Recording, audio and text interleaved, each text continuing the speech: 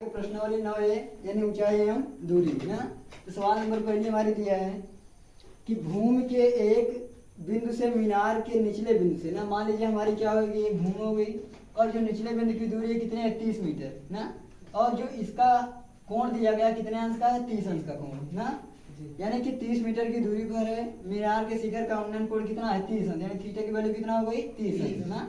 और हमको आपको ज्ञात क्या करना है इसकी ऊंचाई, ऊंचाई मतलब यच ना।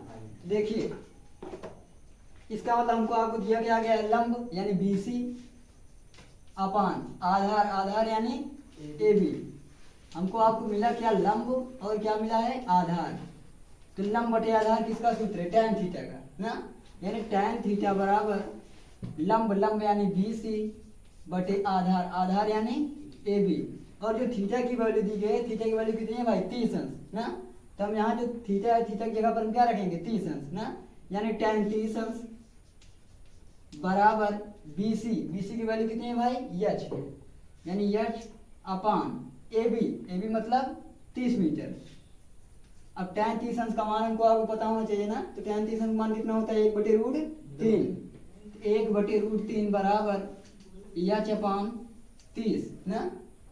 तो इसका हम जब त्रिज्या गुणा करेंगे तो हो जाएगा हमारा √3h बराबर 30, यानी h बराबर 30/√3 ना। अब हम क्या करेंगे हर का परिमेयीकरण कर लेंगे, यानी √3/√3 ये हमारा हो जाएगा 30√3/3 यानी 3 दांगमा 30, 10√3 मीटर। ठीक, यही हमारा क्या होगा आंसर। समझ में आया सवाल नंबर पहले। पेड़ टूट जाता है और टूटा हुआ भाग इस तरह से मुड़ जाता है कि पेड़ का शिखर जमीन को छूने लगता है और इसके साथ 30 अंश का कोण बनाता है। पेड़ के निचले बिंदु की दूरी जहां पेड़ का शिखर जमीन को छूता है कितना है 8 मीटर है ना।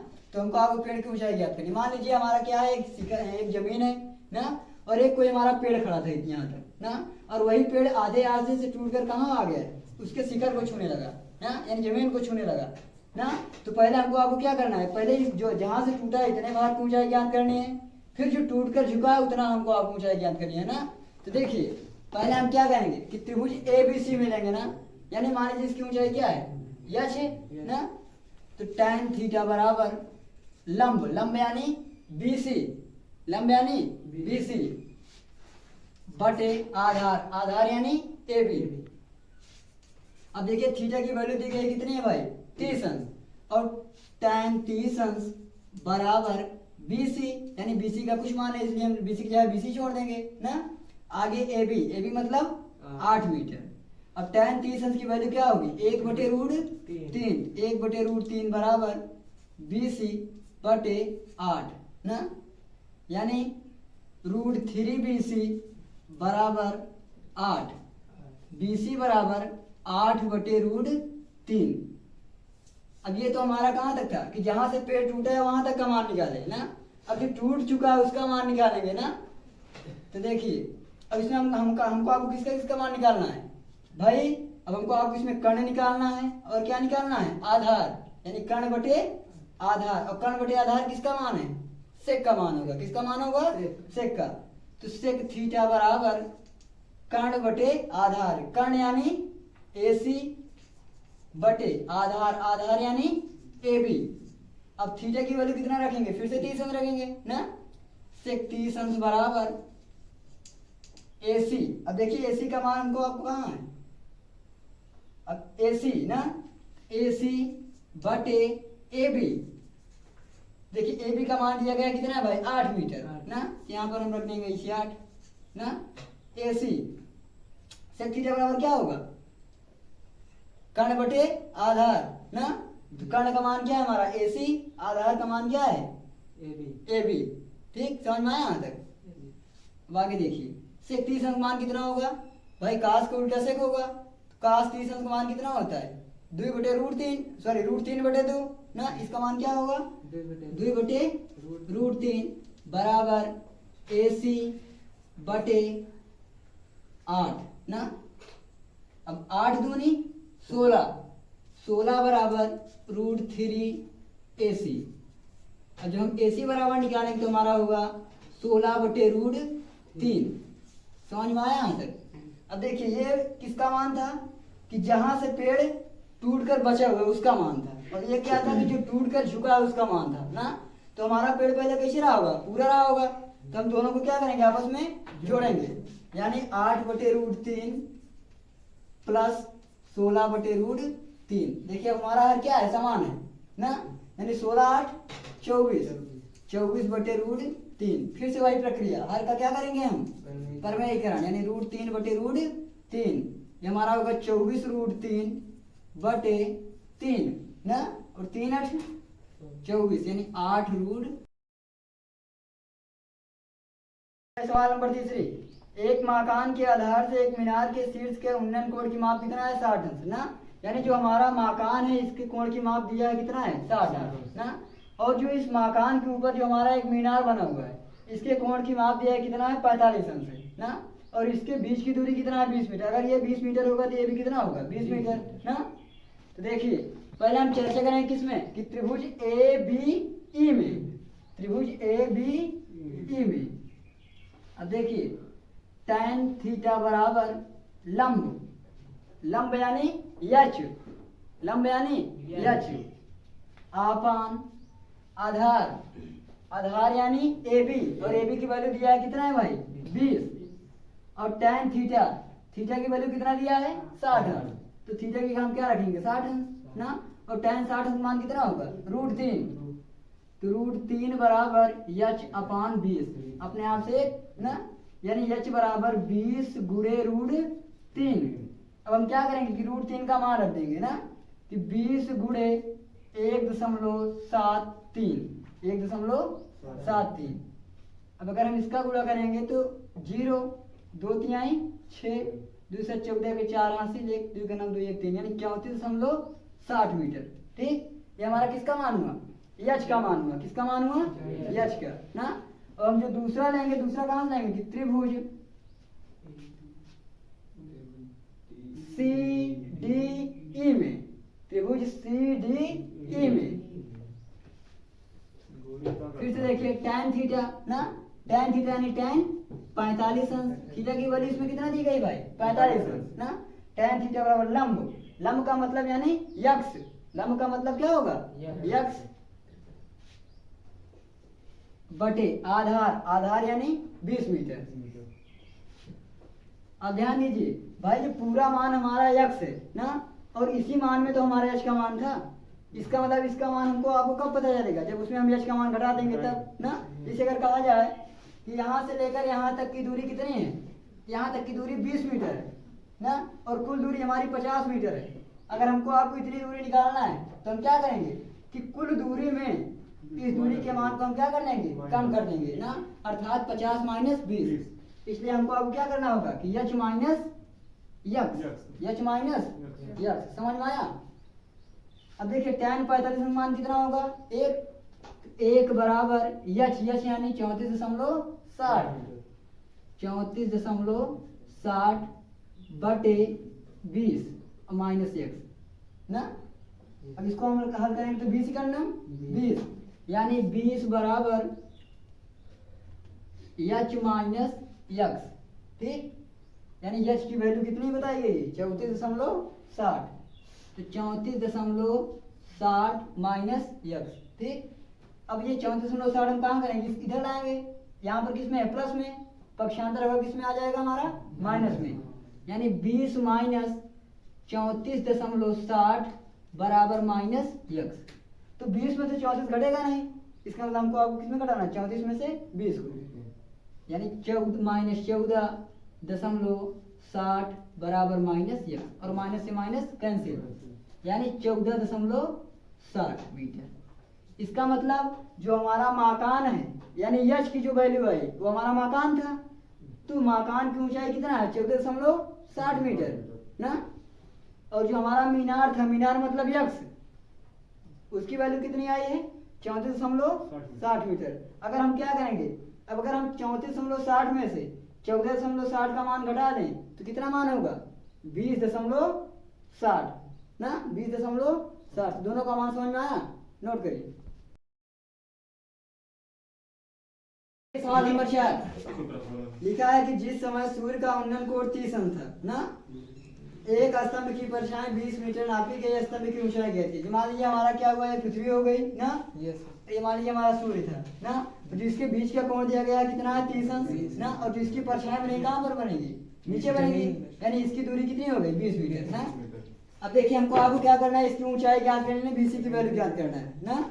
तो देखिए tan थीटा बराबर लंब की यानी बीसी बटे आधार यानी AB। अब देखिए थीटा की वैल्यू दिया है कितना है भाई 30 अंश ना, जहां पर थीटा है वहीं पर हम क्या रख देंगे 30 अंश, और tan 30 अंश मान कितना होगा 1/√3। तो 1/√3 बराबर BC यानी H बटे AB की वैल्यू कितनी दी गई भाई 20 मीटर ना, तो 20। अब देखिए √3H बराबर 20, H बराबर करेंगे तो √3 इसमें क्या था गुणे में था, पक्षांतर करेंगे किसमें आ जाएगा भाई बटे में ना, यानी 20/√3।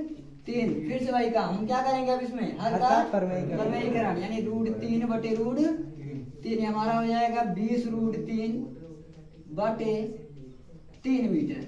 यही आपका क्या हो गया आंसर, ठीक समझ में आया। देखिए भाई सवाल नंबर 5 ना, यदि एक मीनार की छाया उसकी लंबाई की √3 गुनी है तो सूर्य का उन्नयन कोण ज्ञात कीजिए ना। ये मान लीजिए कि मीनार की लंबाई कितनी है BC, और उसकी जो छाया कह रहा है कितनी गुनी होनी चाहिए √3 गुनी ना।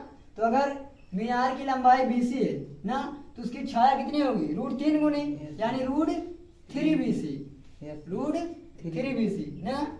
अब देखिए मान लीजिए इसके बीच का कोण क्या होगा थीटा, क्योंकि इसमें कोण की बात नहीं किया है ना, यानी tan थीटा बराबर लंब यानी BC बटे आधार यानी छाया यानी √3BC। क्यों भाई आधार का मतलब यही AB है ना, और AB की वैल्यू हम निकाल लिए कितना आ गया √3BC। क्यों आया, क्योंकि उसने सवाल में कहा है कि जो उसका आधार होगा यानी जो उसकी छाया होगी ना, उसकी लंबाई की √3 गुनी होगी। तो अगर इसकी लंबाई BC है तो इसकी जो छाया बन रही है क्या बन रही है AB बन रही है ना, और ये कितनी गुनी है √3 गुनी है, यानी जो AB की वैल्यू है क्या है √3BC के बराबर है। तो जहां पर AB होना चाहिए, यहाँ पर हमारा आधार होना चाहिए, वहां पर हम क्या रखेंगे √3BC ना। अभी हमारा क्या होगा कि BC से BC हमारा कैंसिल हो गया ना, tan थीटा बराबर कितना बचा 1/√3 ना। अब tan थीटा बराबर देखिए 1/√3 किसका मान है tan 30 अंश का ना। अब देखिए tan से हमारा tan कैंसिल, यानी थीटा बराबर कितना आ गया 30 अंश। समझ में आया, यही आंसर होगा।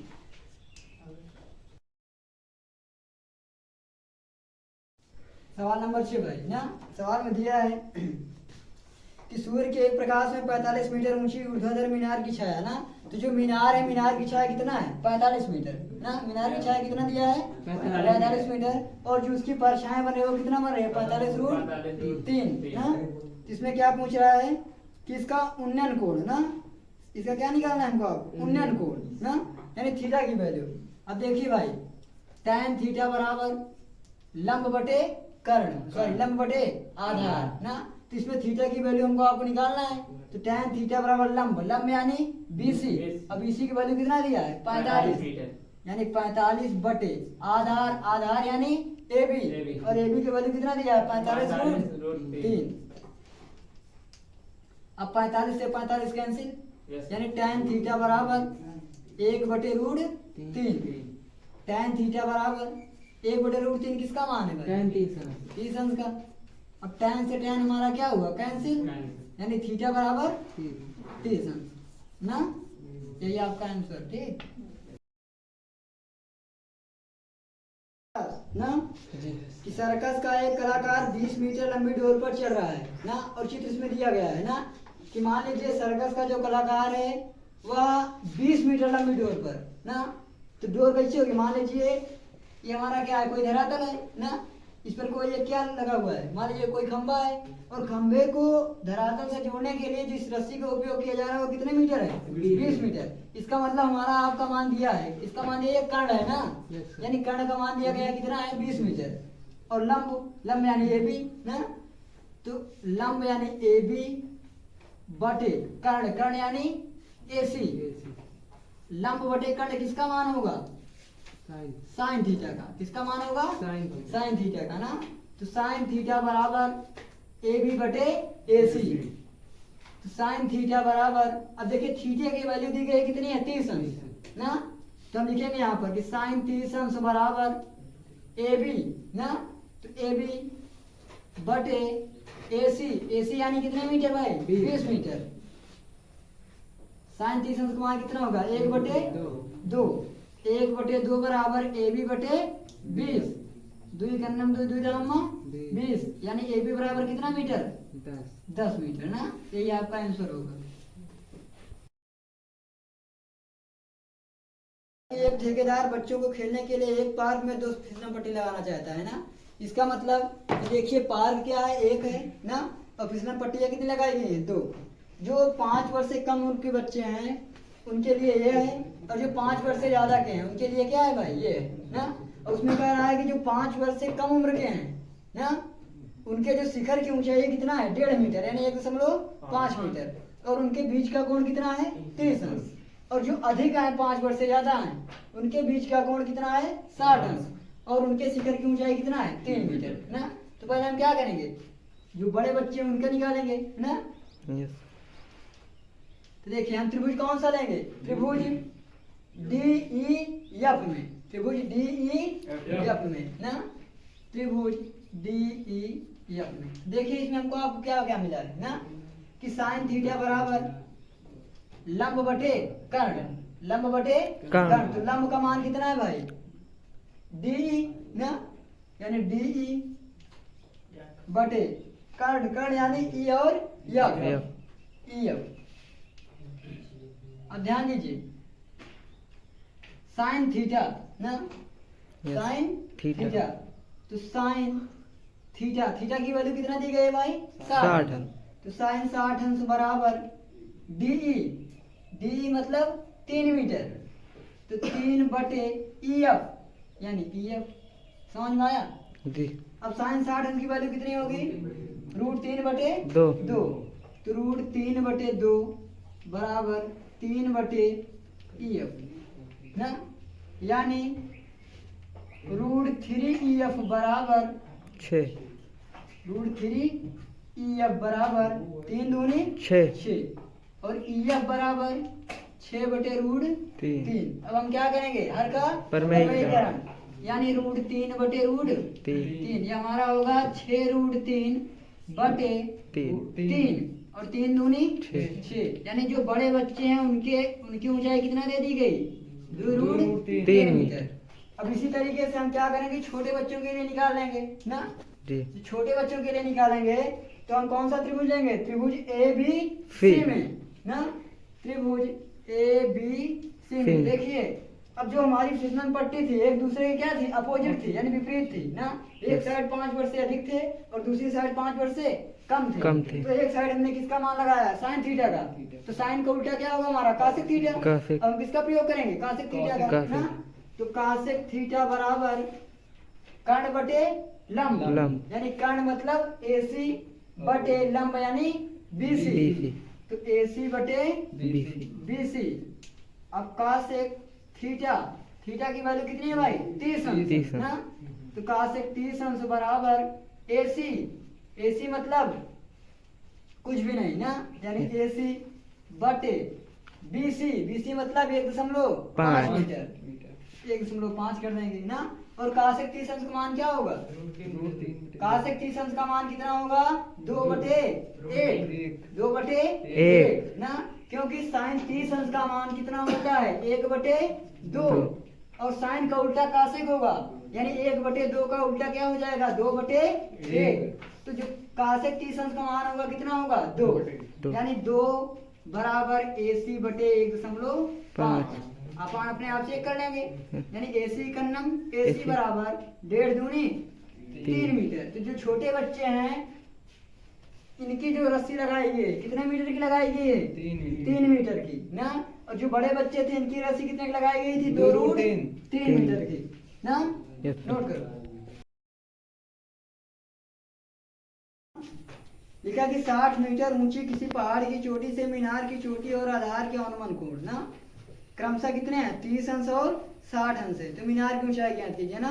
तो मान लीजिए कि एक हमारा क्या है कोई मीनार है ना, हमने मान लिया कि मीनार की ऊंचाई कितना है यच मीटर ना, और मीनार से जो हमारी चोटी है ना उसकी ऊंचाई कितना होगी, जितनी कुल ऊंचाई होगी उसी का मान इसमें हम क्या करेंगे घटा देंगे।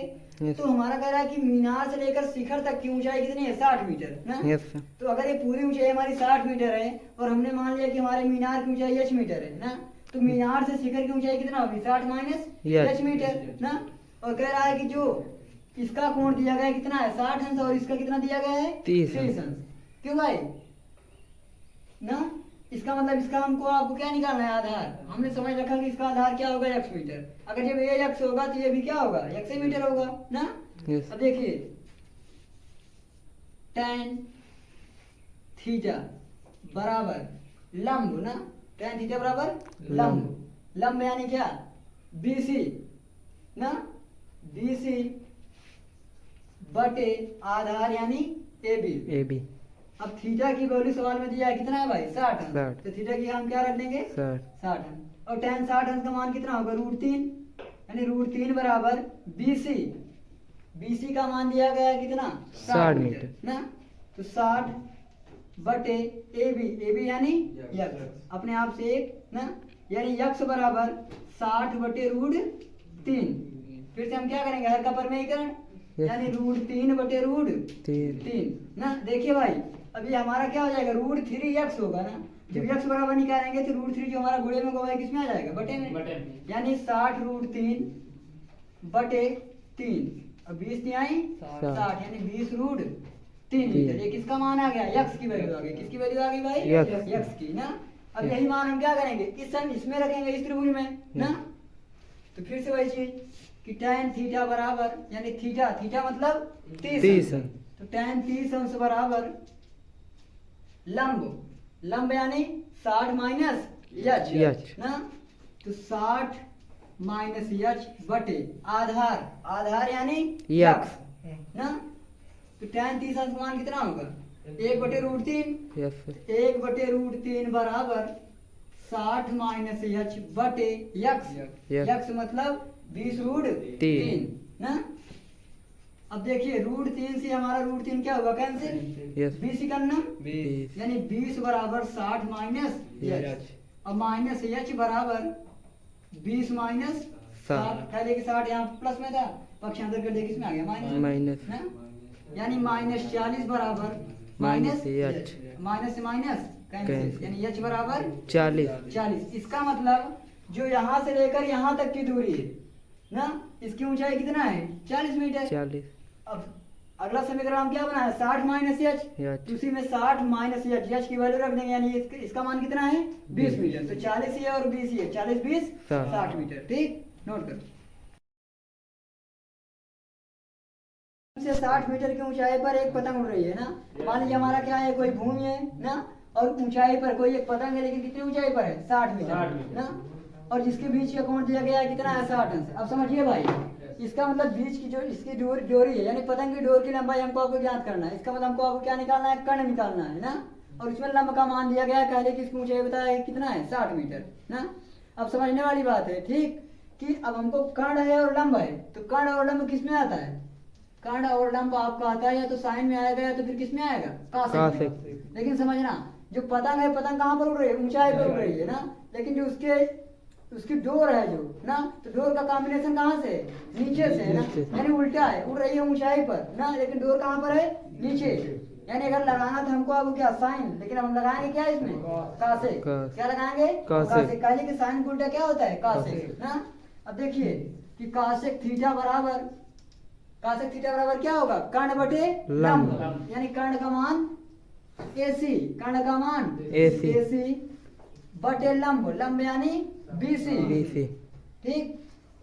अब कासेक थीटा, तो कासेक थीटा मतलब 60 अंश बराबर AC बटे BC मतलब 60 मीटर ना। अब देखिए कासेक 60 अंश का मान कितना होगा, कासेक 60 अंश का मान कितना होगा हाँ?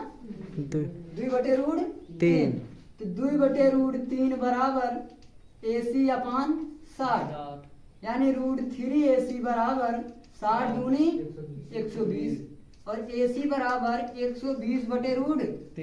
फिर से हम क्या करेंगे, उसी हर का परमेयीकरण, यानी √3/√3। इसका मतलब 120√3/3, 3 चौक 12, यानी 40√3। तो जो इस डोर की ऊंचाई थी कितनी थी, 40√3 मीटर। समझ में आया? Yes sir. नोट करो।